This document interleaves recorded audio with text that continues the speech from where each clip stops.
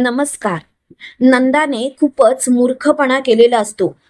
सरकारने नंदाच्या डोक्यावर बंदूक ठेवताच नंदाने खऱ्या तेजस्विनीचं खरं सत्य सरकारला सांगितलेलं असतं.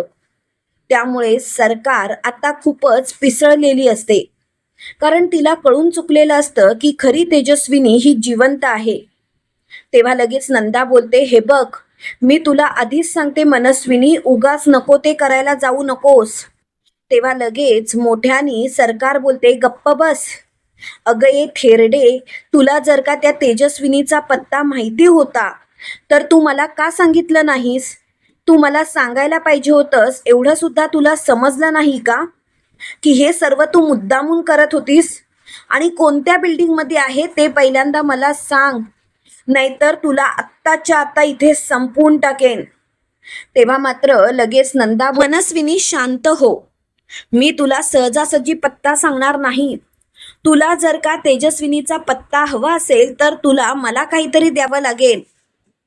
तेव्हा मात्र सरकार बोलते, तू काय मुद्दामून करतेस का, की मुद्दामून मला अडकवण्याचा प्रयत्न करतेस? हे बघ, तुझ्या या अशा कोणत्याच गोष्टींना मी भुलणार नाही आहे. आणि ही तुझी नाटकं आहेत ना, ती पहिल्यांदा बंद कर आणि मला लवकरात लवकर सांग, नाहीतर सगळीच्या सगळी बंदूक तुझ्या डोक्यामध्ये खाली करेन. तेव्हा मात्र नंदा खूपच घाबरते आणि शेवटी तिने खरा पत्ता सरकारला सांगितलेला असतो. इकडे तर आपल्याला असं पाहायला मिळतं की कबीर हा त्या बिल्डिंगच्या ठिकाणी पोहोचलेला असतो.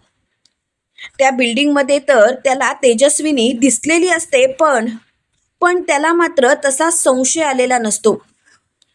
त्यामुळे तो तिथून निघालेला असतो. तर इकडे सखीने कबीरला फोन केलेला असतो आणि ती कबीरला बोलते, कान्हा कान्हा, मला काहीतरी गोष्टी कळाल्यात, पण त्या तुला कशा सांगू? तेव्हा लगेच कबीर बोलतो, हे बघ सखी मॅडम, तुम्हाला जे काही सांगायचं आहे ना ते पटकन सांगा. तेव्हा लगेच सखी बोलते, मला असं असं काहीतरी कळालंय जे ऐकून तुला सुद्धा धक्का बसेल. तेव्हा लगेच कान्हा बोलतो, तू फक्त बोल ना, तुम्ही फक्त बोललात तर बरं होईल. तेव्हा लगेच सखी बोलते, मला असं समजलंय की आई जिवंत आहे. हे ऐकताच कबीर बोलतो, खरं सांगू, त्या जिवंत आहेत याची मला खात्री आहे, पण त्या कुठे आहेत, कशा आहेत हे आपल्याला शोधून काढलं पाहिजे. तेव्हा मात्र सखी बोलते, खरं सांगू का, मला कळतच नाही कुठे शोधावं ते, पण शोधणार एवढं मात्र नक्की. तेवढ्यात मात्र कबीरला काहीतरी आठवलेलं असतं. तो ज्या बिल्डिंगच्या ठिकाणी गेलेला असतो तेव्हा त्याला एक बाई लपलेली दिसते. त्याने त्या बाईचा पदर पाहिलेला असतो. त्यावेळेला लगेच तो त्याच्या आईला बोलतो, आई आई, कुठेतरी काहीतरी पाणी मुरतंय. आई, लवकरात लवकर आपल्याला त्या बिल्डिंग जवळ जायला पाहिजे. तेव्हा लगेच कबीरची आई बोलते, तू काय बोलतोयस कबीर, मला कळतच नाहीये. कबीर, अरे जे काही असेल ते स्पष्ट बोल बघू. तेव्हा कान्हा सगळं काही सांकेतिक भाषेमध्ये त्याच्या आईला सांगत असतो आणि सखीला सुद्धा त्याने तिथे बोलावून घेतलेलं असतं. तर इकडे मात्र सरकार घाईघाईत घरातून बाहेर निघत असते. त्याच वेळेला गौतम काका सरकारला बोलतो, काय मनस्विनी, एवढ्या घाईघाईत कुठे निघालीस? काय पळून जायचा वगैरे प्लॅन आहे की काय? तेव्हा मात्र मनस्विनी बोलते, गौतम, तू आता उगाचच माझ्या वाटेला जाऊ नकोस हा. मी आधीच सांगतोय, तू जरा शांत बस. तेव्हा मात्र लगेच मोठ्याने गौतम बोलतो, काय ना, तुझी ही अशी अवस्था ना मला बघायचीच आहे, पण अजून सुद्धा तुझी भिकाऱ्यासारखी अवस्था व्हायला पाहिजे आणि त्या अवस्थेला आता वेळ नाहीये. तेव्हा मात्र सरकार हसायला लागते आणि गौतमला बोलते, गप्प बसशील? आता तोंडातून एकही शब्द काढू नकोस, नाहीतर काय करीन ना हे तुझं तुला कळणार नाही. त्यावेळेला मात्र मोठ्याने सरकार असं बोलताच गौतम बोलतो, जा जा, तू किती घाबरलीस ना ते बघ, कारण तुझ्या घाबरलेल्या स्वरातूनच मला सगळं काही समजतंय. तेव्हा मात्र सरकार तिथून ताडताड निघून गेलेली असते. तेवढ्या सखी खाली येते आणि सखी सुद्धा बाहेर जात असते. त्यावेळेला गौतम सखीला विचारतो, सखी सखी काय झालं? अगं एवढ्या घाईघाईत कुठे निघालीस? तेव्हा लगेच सखी बोलते, काका मी तुला सगळं काही आल्यावर सांगू का? कान्हाने खूपच घाईत मला बोलावलं आहे. तेव्हा मात्र गौतम बोलतो, हो हो तू आल्यावरती सांग. पण अगं ती मनस्विनी सुद्धा घाईघाईत घरातून बाहेर पडलीये. हे ऐकल्यानंतर मात्र सखीला खूपच भीती वाटत असते. सखी लगेच मोठ्यानी गौतमला बोलते, नाही, त्या सरकारला रोखायला पाहिजे. त्या सरकारच्या आधी आम्ही त्या ठिकाणी पोहोचलं पाहिजे, नाहीतर होत्याचं नव्हतं होऊन बसेल. हे ऐकल्यानंतर गौतम बोलतो, सखी सखी तू कशाबद्दल काय बोलतेस, मला सांगशील का? तेव्हा लगेच सखी बोलते, काही नाही काका, प्लीज आता मला थांबवू नकोस, माझं खूप महत्वाचं काम आहे. काका मी तुला आल्यावरती सगळं काही सांगते. त्यावेळेला गौतम बोलतो, हो हो पण शांत मनाने जा, घाईघाईत गाडी चालवू नकोस. त्यावेळेला सखी बोलते, हो. इकडे आपल्याला असं पाहायला मिळतं, कबीर आणि त्याची आई त्या बिल्डिंगच्या ठिकाणी पोहोचलेली असते. त्याच वेळेला तिथे सखी सुद्धा आलेली असते आणि सखी कान्हाला बोलते, तू मला इथे कशाला बोलावलंस, काय गरज होती इथे बोलवायची? त्यावेळेला कबीर बोलतो, अगं खूप महत्वाचं काम आहे म्हणून तर बोलावलं, आपल्याला वरती जायचं आहे. त्यावेळेला सखी बोलते, वरती आणि कशाला? हे बघ कबीर, मला काही कामं खूप नाहीयेत असं नाही, खूप कामं आहेत, तू उगाचच माझा वेळ फुकट दवडतोस. त्यावेळेला कबीर बोलतो, मी तुमचा वेळ नाही फुकट दवडत बेबी सरकार, तुम्ही फक्त माझ्यासोबत चला. त्यावेळेला मात्र लगेच सखी बोलते, काही बोलून उपयोग नाही तुझ्याशी, तुला जे पाहिजे ना तेच तू करणार. खरंच मला तर समजतच नाही काय करावं ते. तेव्हा लगेच मोठ्यानी कबीर बोलतो, चला आपल्याला वरती जायचंय. आणि ती दोघंही वरती गेलेली असतात. त्याच वेळेला समोरच्या बाईला बघून सखीला मात्र खूप मोठा धक्का बसतो. सखी मोठ्यानी बोलते, आई आई तू इथे कशी काय? तेव्हा मात्र तेजस्विनीला सुद्धा खूपच आनंद होतो. तेजस्विनी बोलते, सखी कान्हा तुम्ही दोघं इथे? सखी कान्हा, अरे तुम्ही इथे कशाला आलात? तुम्हाला तिने जर का पाहिलं ना तर सगळं होत्याचं नव्हतं होईल. तेव्हा लगेच कान्हा बोलतो, प्लीज काकू, तुम्हाला कोणत्याही गोष्टीची काळजी करायची गरज नाही, मी आहे ना, मी सगळं काही नीट करेन. काकू प्लीज, तुम्ही उगाचच कोणत्याही गोष्टीचा विचार करू नका. त्यावेळेला मात्र मोठ्यानी सखी बोलते, आई आई अगं तू इथे कशी? त्यावेळेला तेजस्विनी सगळं काही सखीला सांगत असते. त्यावेळेला सखीला खूप मोठा धक्का बसलेला असतो. सखी बोलते, त्या सरकारला तर मी सोडणार नाही, तिची योग्य ती लायकी तिला दाखवेनच, पण वेळ आल्यावर. आता मात्र मला या बाईचा खूपच राग आलाय. पण आई इतके दिवस तुला इथे लपून राहायची गरजच काय? त्यावेळेला लगेच तेजस्विनी बोलते, जर का इथे लपून राहिले नसते आणि तिच्या डोळ्यासमोर आले असते तर तिने माझा काटा कधीच काढला असता, कधीच तिने मला संपवलं असतं सखी.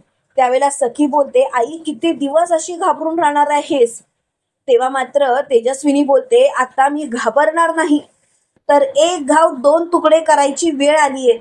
आणि काही झालं तरी सुद्धा मी त्या तेजस्विनी म्हणजे काय हे सरकारला दाखवणारच.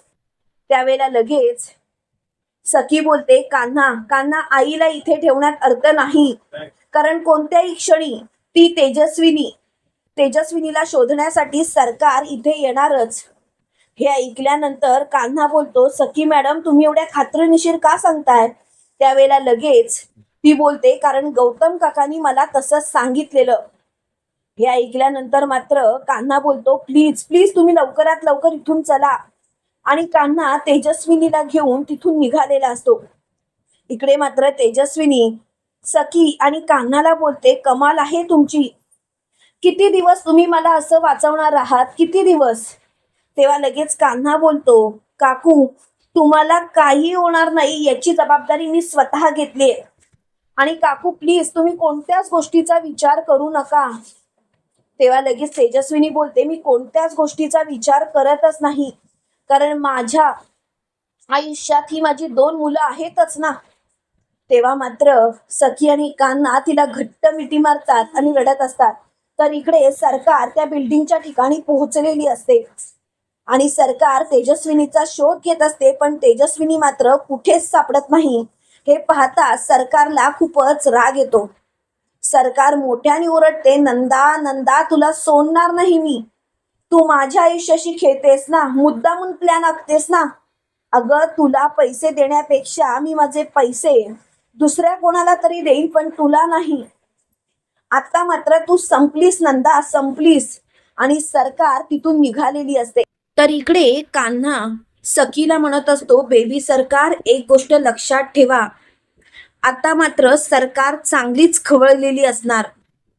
खरं सांगायचं तर ती तिथे येऊन सुद्धा गेली असणार. त्यावेळेला सखी बोलते, तिला किती खवळायचंय ना तेवढं खवळू देत, मला काही एक फरक पडत नाही, पण त्या बाईला मात्र मी आता धडा शिकवणारच. त्यावेळेला तेजस्विनी बोलते, सखी कशाला, काय गरज आहे आपल्याला हे सर्व करायची. सखी एक गोष्ट लक्षात ठेव, मला तिला धडा नाही शिकवायचा. अगं ती बाई खूपच खूपच कारस्थानी आहे, ती कोणत्याही थराला जाऊ शकते.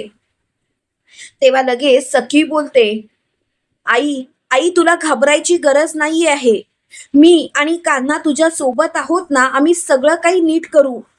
आई फक्त तू एक गोष्ट लक्षात ठेव, कितीही काही झालं तरी सुद्धा तुला हार मानायची नाही आहे. तेव्हा मात्र तेजस्विनी बोलते, तुम्ही दोघं माझ्या सोबत आहातच, मला या गोष्टीचा आनंदच आहे, पण एक गोष्ट मात्र नक्की, कितीही काही झालं तरी सुद्धा ती बाई डेंजर आहे. शेवटी कान्हा आणि सखीने सरकारच्या नाकावर टिचून तेजस्विनीला तर गायब केलेलंच आहे, पण त्याच वेळेला तेजस्विनी सरकारच्या विरोधात न बोलता सखी आणि कान्हाला समजवतीये. तेव्हा मात्र सखी बोलते, आई तुझ्या मनातील भीती मला समजतीये, कळतीये, पण आई प्लीज तू घाबरू नकोस ग, आम्ही आहोत ना तुझ्या सोबत, तुला घाबरायची गरजच नाहीये. आई प्लीज तू जरा शांत राहशील का. तेव्हा मात्र लगेच मोठ्यानी सरकार बोलते, बस आता आता काही एक झालं तरी सुद्धा मी त्या तेजस्विनीला शोधून काढणारच, जरी ती पाताळात लपली असेल तरी सुद्धा.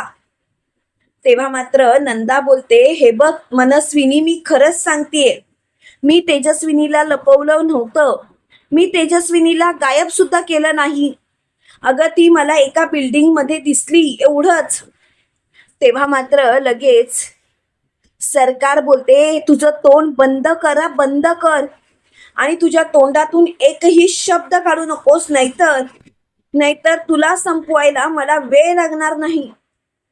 तेव्हा मात्र नंदा खूपच घाबरते. तर इकडे तेजस्विनीचं लक्ष अपर्णावरती जातं आणि अपर्णाला बघता क्षणी तेजस्विनी तिला मिठी मारते. तेव्हा मात्र सखी बोलते, आई आई अगं काय करतेस तू, तू यांना ओळखतेस का. त्यावेळेला लगेच तेजस्विनी बोलते, ओळखणार कसं नाही सखी, अगं मी तर यांना ओळखते. त्यावेळेला सखी बोलते, हे कसं शक्य आहे, तू यांना कसं काय ओळखू शकत असतील, कारण तू यांना ओळखूच शकत नाही सखी. त्यावेळेला लगेच सखी असं बोलताच तेजस्विनी बोलते, मी हिला ओळखते, अगं माझी जीवाभावाची मैत्रीण आहे ती. हे ऐकल्यानंतर सखीच्या पायाखालची जमीनच सरकते. त्यावेळेला कान्हा बोलतो, सखी जाऊ देत, हा विषय सोडा, तुम्ही या विषयावरती उगाच विचार करू नका. त्यावेळेला सखी बोलते, कान्हा एक मिनिट शांत बसशील, मला कळतच नाहीये की आई असं का बोलते ते. तेव्हा लगेच अपर्णा बोलते, सखी हो, मी तुझ्या आईची खास मैत्रीण आहे, पण या सरकारमुळे आमच्यात जो काही दुरावा आला तो दुरावा मात्र आज कमी झालाय. खरं सांगू का सखी, आज मी खरंच खूप अगदी स्वतःला लकी समजते की तू माझ्या घरची सून आहेस, तेजस्विनीचे संस्कार आहेत तुझ्यावरती. त्यावेळेला लगेच तेजस्विनी बोलते, नाही ग, माझे संस्कार नाही आहेत तिच्यावरती, मी फक्त तिला जन्म दिलाय. त्यावेळेला लगेच सखी बोलते, हो ना, आईने फक्त मला जन्म दिला, बाकी काहीच केलं नाही. तेव्हा मात्र कान्हा बोलतो, सखी काय बोलताय तुम्ही, जरा स्वतःला शांत करा. सखी असं नका बोलू, तुमच्या आईला किती त्रास होत असेल. तेव्हा लगेच सखी बोलते, बस झालं रे, मला आता कोणाचंच काही ऐकायचं नाही आहे. आत्ताच्या आत्ता या सर्व गोष्टी बंद करायच्या. तेव्हा मात्र सखी खूपच चिडलेली असते. त्याच वेळेला लगेच तेजस्विनी सखीला सगळं काही सांगते आणि सखीला खूप मोठा धक्का बसतो. इकडे मात्र आदळापट सरकार करत असते. त्यावेळेला गौतम आणि परशु सरकारला विचारतात, तेजस्विनी काय झालं? त्यावेळेला लगेच सखी तिथे आलेली असते आणि सखी मोठ्याने बोलते, काय आहे ना, सरकारचा डाव फसला. अहो फसला कसला हो, उलट आम्ही हाणूनच पाडला. आता कितीही प्रयत्न कर त्या सत्यापर्यंत पोहोचण्याचा, पण तू मात्र आता पोहोचणार नाहीस याची खबरदारी मात्र मी घेईन. तेव्हा मात्र मोठ्याने सखी बोलते, संपलंय सर्व आता. आता मला हा विषय ताणायचाच नाहीये आणि सरकार आता तुझी वाट लागली म्हणून समज. तेव्हा लगेच सरकार बोलते, ए सखी, माझी वाट लागण्याचा प्रश्नच उद्भवत नाही. वाट तर तुमची लागणार. तुम्हाला काय वाटतं मित्रांनो, खरोखर कबीर आणि सखीने सरकारचा माज उतरवलाय का? कमेंट करून नक्की कळवा आणि असेच मालिकेंचे नवनवीन अपडेट पाहण्यासाठी व्हिडिओला लाईक आणि चॅनलला सबस्क्राईब करायला विसरू नका. थँक्यू.